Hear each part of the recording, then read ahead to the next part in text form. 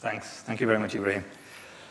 Yeah, so we've heard a little bit about this project already in some of the other talks, through some of the technology partners.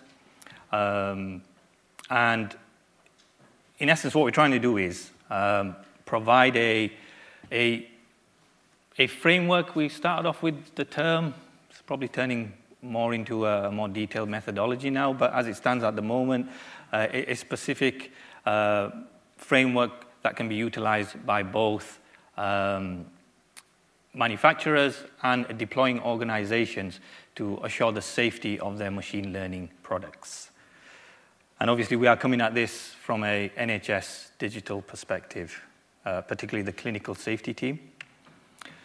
So I think one of the things that happens when you speak slightly later in the day is some things get covered prior, so bear with me. But there's one specific thing that you can draw out from this paper here.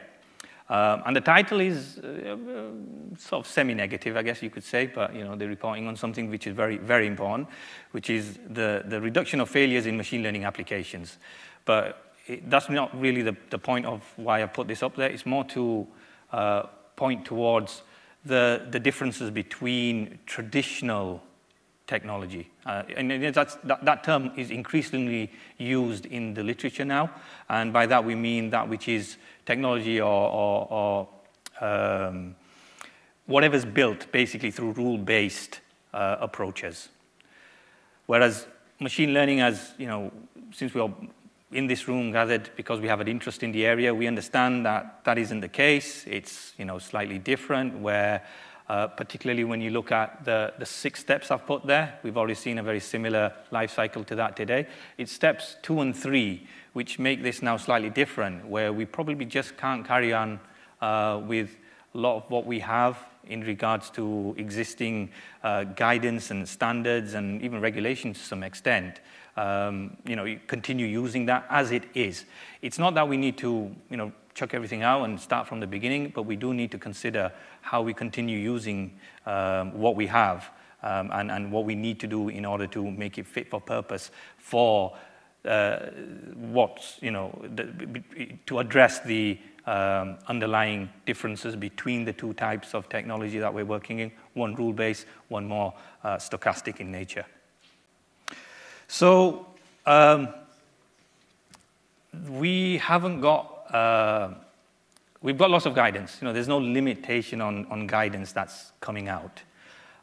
This slide is probably slightly dated. I probably took this from somewhere else, I think. And what it shows is that there's a number of organizations on there that you can see from the logos. It's not just us, the NHS, the clinical safety team, that are looking to do something specific for their own needs. There's the MHRA there. There's the X brand, which is I think now being discontinued and turned into something else. But there's lots of documentation out there. But what we did find is that it's not fit for purpose for what we are trying to do. I mean, there's lots of guidance there. You can weave through it. You can interpret it into what you may need to do. But sometimes there's more questions than answers in these documents. And the best way to kind of summarize it is that it does provide general guidance, good, but for our own technical details that we require in how to actually do something, it's not quite there on point for us. So this is where this project kind of comes in, and this is where I'm going with this. So this has actually appeared in, again, 1 or 2 talks today. And this is the assurance of machine learning for use in autonomous systems. And what it is, in essence, is, I don't think anyone, it's been flashed up on the screen a few times, but not really explained, so I'll kind of just briefly go over what it actually is. It's basically a set of safety case patterns. And within it, there's a process for systematically integrating safety assurance into the development process. So, those of you with, very good eyesight will be able to see, there's a traditional machine learning lifecycle in there from, the data, the model learning, the model verification into model deployment. And what it in essence is doing is it takes a whole system approach to machine learning assurance, which is in essence, the safety considerations are in essence, why it's taking a whole safety system approach is the safety considerations are only meaningful once they are scoped within the wider system. So if you're too heavily focused just on the machine learning and you're not thinking of the wider system and the implications, it's questionable what the analysis will look like. And for each of these phases here, you in essence get a process. So, if you take this is the very first stage. It takes you through a number of activities that you need to conduct. So something quite concrete, you need to go away and you now need to do this. And the activities are in orange there, you need to follow those. And what you see at the bottom, the E and G outputs, are outputs you'll get from doing that work, which you will then use towards a final safety case. So you now have something that is systematic, a process, inputs, outputs. And within each of these stages, you have an accompanying argument pattern. So when I say argument pattern, I mean something that explicitly illustrates the relationships between a safety claim. So you're making a claim, and you're saying, for example, if we just take the claim up there, that this machine learning component satisfies its allocated system safety requirements in its defined environment. So you're saying it's safe for its defined environment, right? So you've got to argue that now. You've got to present some evidence towards that. And this is where these argument patterns come in. And they'll make use of the inputs and outputs that you've, in essence, got from the process side. And it all comes together in the end to a final machine learning component safety case. Now, we believed when we took this project on, part of our work was to evaluate, appraise this methodology. Because what this methodology in essence does is it provides a pan-domain approach to assuring safety. So it didn't say this is specifically for healthcare. This has been, by the way, I should have mentioned, this has been produced by York. A number of academics have produced this, and also they've got insight from a number of experts from various industries. So it's a more generic piece of guidance. So we had to look at it from the healthcare lens. And we came to some conclusions from our work. We worked with some partners. We reviewed it, a very thorough deep dive we did on it, and we're going to release a paper on it as well, on how we did that work. And our findings were, we found a number of things out, but the main things from there was that we needed some more specific, nuanced guidance to accompany this particular methodology, which was more focused at healthcare specifically. And we're in the process of developing that. And one other thing we found as well was, I should bring this up on the screen really. I should be on this slide. But one thing we found was this methodology is, it's well suited to an engineer's thought process, an engineering life cycle. But if you carry on a little bit further, this will one day, this machine learning will be put into operation, it'll be used. And it'll have, impact on patients. So there's a health organization there as well that will be making use of this. So, in essence, the adopters, the users, call them what you will. And we found that we could do some more work in that space. So we're specifically looking more in that area now. That, okay, the engineers can come up with a safety case, and they can argue that their product is safe to deploy, and they've got mechanisms in place. They're going to do some routine monitoring. They're going to deploy it, et cetera, and ensure that their product remains safe, let's say. However, what does that mean for the healthcare organization itself? And the concept that you may be familiar with, if you're not already, is the NHS already has two standards that kind of break this up, really. We have a DCB 0129 standard that you use to risk manage a piece of health IT through its development cycle. And then we have DCB 0160, which is then used by healthcare organizations to risk manage their product while it's deployed in live. So that's the kind of angle we are coming at this from. We did consider trying to amalgamate or combine the assurance process all the way through. It does become quite complex. It becomes difficult where you delineate sort of boundaries, where you assign responsibilities. So for now, we're looking at this. So we need to do some additional work through our project as to what is that additional space that we need to look at now, with a view to outputting a safety case that is specifically for deployment and ongoing live use.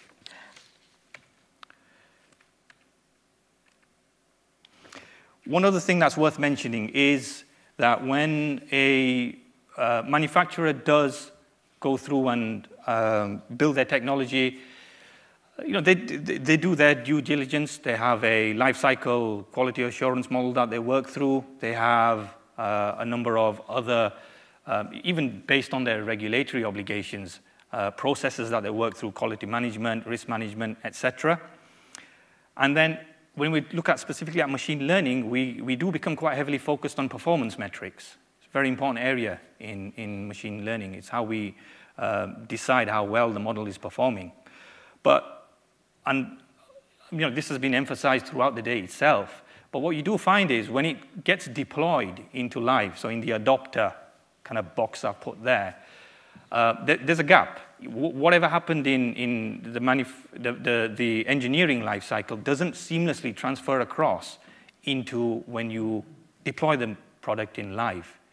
And I'm kind of really beating that drum here because that is a very important point. We might have something that performs really well in your own comfortable lab environments, in your own teams, in your own engineering teams. But try putting that into a hospital, it'll be a completely different thing. It won't be the same. So we are proposing some additional stages there. These are not fixed and firm. We're very much in the process of this. I mean, if you have an interest in this area, please do speak to me as well and see. I'd like to get thoughts on this. But again, these stages here are quite common stages that you'll find even in health IT life cycles. So they're not something new that we're proposing. But what we are saying is we do need something specific in that area. And I think my sort of a few spoiler alerts here, but I think, yeah, I should have put this slide before. I thought of this when I was outside. But one concrete sort of example of this is, and we're not big tech bashing here. We always tend to put someone up there as really big. I hope no one's here from Google, but they're doing some good work in the sense that they are now taking their products, their models, and they're deploying them in prospective studies. You don't see many of these. You see a lot of retrospective work, but yeah, it's debatable, some of what gets published in papers. Some researchers who will be sat in this room will know exactly what I'm talking about. So here's a concrete example. They took one of their models, they took it to Thailand, they deployed it in a number of sites, clinical sites, and I actually wrote a little bit down on this, which was they're looking at diabetic retinopathy, which is, again, a leading cause of preventable blindness. But due to the lack of expertise, clinicians, technology, in a lot of countries, they don't get a chance to detect it, and even if they do, they don't detect it early enough, and it can lead towards harm towards the patient when it could have potentially been prevented. So there's a lot of good in this technology as well. But what they found was, and this is Google here, there's a lot of expert minds there. They took this, they deployed it over there, but when they came back and they report this in their paper, some of the things that they pull out, you'd think that they would probably have guessed that this may occur, and things like the quality of the images that they were getting were of a low quality because of some of the devices there. And that's fairly common sense to me. Some of the lighting conditions weren't ideal, and the images weren't coming out correctly, so they were getting a lot of unreadable images. The technical hardware limitations. So I think they had a cloud-based platform that was actually doing the prediction on the images, but the internet was weak, it was poor. So it was holding up the process and causing further delays. And they were just having to manually update the input features into the process. Again, not ideal. That's not the point of machine learning, really. So it was creating a bottleneck. It was frustrating the existing clinicians at that point, and the healthcare professionals that were working there. And it kind of, perturbed the whole situation, really. But they do go on to report that I think they're going to continue, obviously, and look at how they go to improving this. But I think if you look back to what I said earlier, which is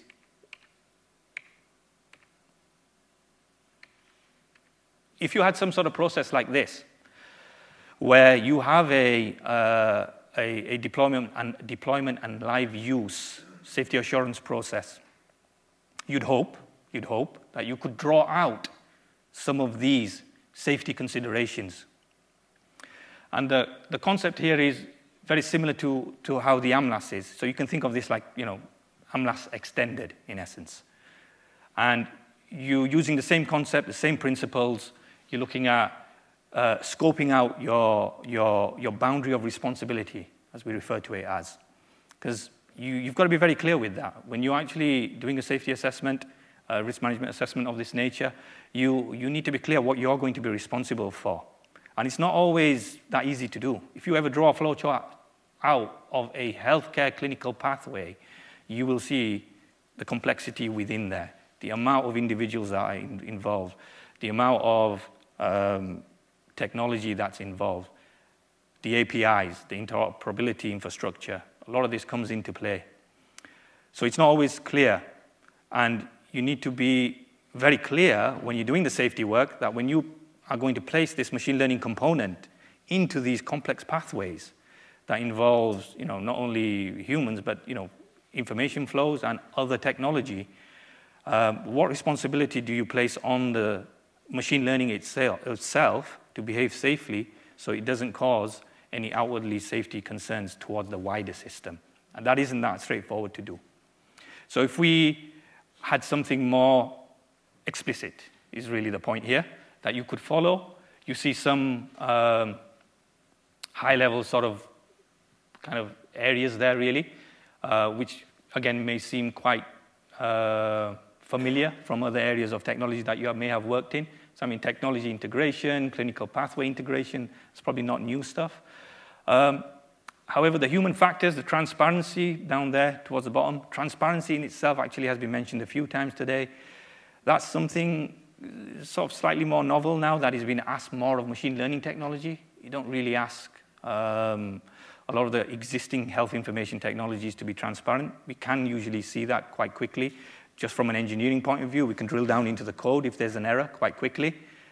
Even as frontline users, you can see quite quickly if you have asked for something and it's come out incorrectly.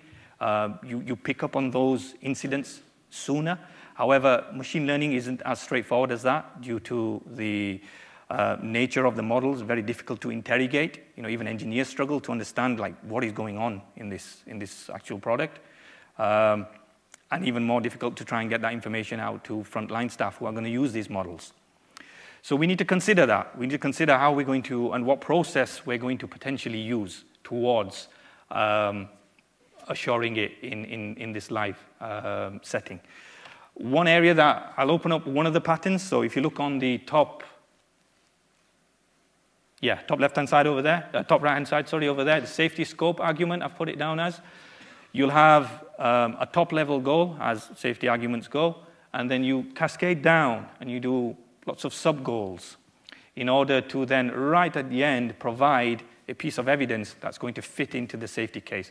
And this here is pretty straightforward. It's just a descriptive stage of your safety case where you're looking at explaining the machine learning itself in detail. Do you understand the product that you're assuring?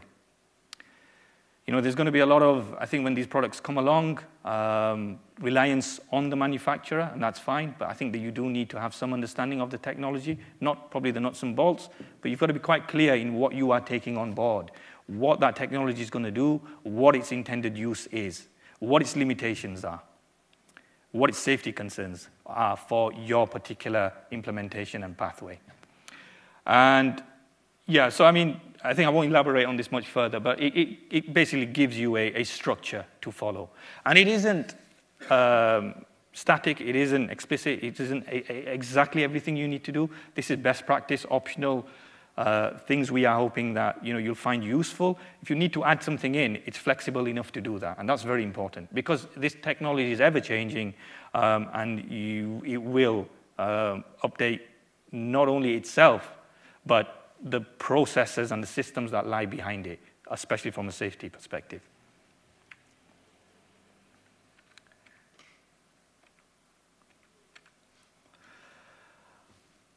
Okay, so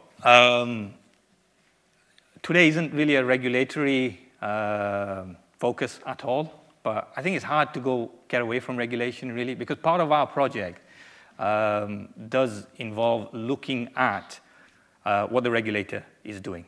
So MHRA being the main one, CQC being one that looks and audits services.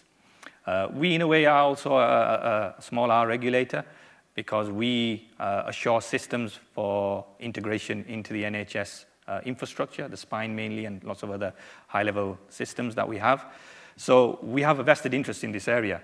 And we're doing our work, but there's also others doing their work. And this is something that's happening at the moment. So I mentioned some work that we're thinking of doing on the routing monitoring phase. So I mean, the MHRA has a sort of a parallel type piece of work. And I should mention, what is this, by the way? We have regulation already. We don't have AI-specific regulation, let's say. We have regulation that regulates medical devices. So currently, AI gets thrown into that package, and you are basically using that regulation. They hope to get out an updated version of the regulation by June 2023. Is that right, Sean? I think, yes? June, yeah. Around that region, they want to have some updated specific regulation for AI. And what they've done is, on their website, you can go and have a look at yourself, they've got 11 work packages that they want to work through. So I have taken a few that are more specific to this particular project, I guess.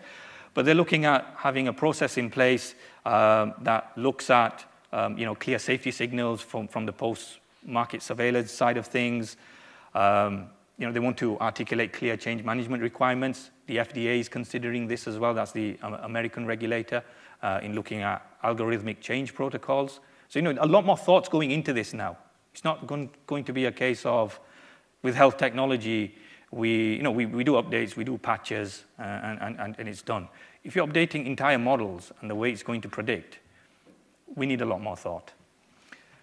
There's the AI rigor stream, and that's going to look at, in their words, develop supplementary frameworks to ensure AI as a medical device placed on the market provides robust assurance with respect to safety and effectiveness. So we hope the kind of work that we do may contribute towards this type of thinking. And finally, there we go again, another quite nuanced area for AI, interpretability. Now, there's a lot of terminology that gets thrown around. I think some of the researchers in the audience will appreciate this. But I think increasingly now, the term sort of transparency is being used to mean anything to do with having a clear view of the technology itself in regards to explainability, interpretability, how robust it is, how safe it is. You can kind of couple it sort of within that umbrella term, let's say. But they particularly have used this term itself. And again, similar. They don't know what they're doing yet, but they do say that we need to have some frameworks for interpretability, ensure that AI models are sufficiently transparent. Yeah, I mean, what are they going to be? Time will tell. The CQC itself also recognized it. Now, they audit services, so they don't specifically go and start looking at every single medical device or piece of technology, or even AI for that matter. They're not set up to do that. They don't have the manpower to do that, I doubt very much. But what they do is go in and look at services as a whole to see if they are fit for purpose, they're doing what they're supposed to be doing, they're safe, and they have a whole set of criteria that they audit against. But what they did recognize, they did this piece of work here, a as they call it, recommendations from the CQC regulatory sandbox. So they wanted to sort of assess what do they need to consider now that machine learning is coming into services. Can they still take this overview approach that they have of just looking at the service and, it doesn't really matter if machine learning is in there, it's fine. We'll just still look at the service. Or do they need to look at the service and start maybe having a slightly different approach where you do need to start asking questions like, do you have AI? Do you have machine learning? But then that opens up a wider debate because it's not only machine learning that's quite novel technology that's going to start coming in. There's other pieces of technology that are going to start coming in, and then how far do they take it? But this is something they will provide guidance on. Yeah, so I think a bit of an abrupt end there from me, but I think in summary, really, it is to say that from a clinical safety perspective, we're looking at this from a whole system perspective, and we hope to get out to the community, especially the CSO community, through the NHSD mechanisms, concrete guidance, something you can follow. And to make a point, I think towards the end there that there's a need for it due to what you're seeing from studies, but also we aren't the only ones working in this area. I've only kind of highlighted on some of the regulators that are looking to do something, but each domain, each area is looking at this in more detail to nuance down to specific and details that they need to specifically address. Yeah, happy to take any questions.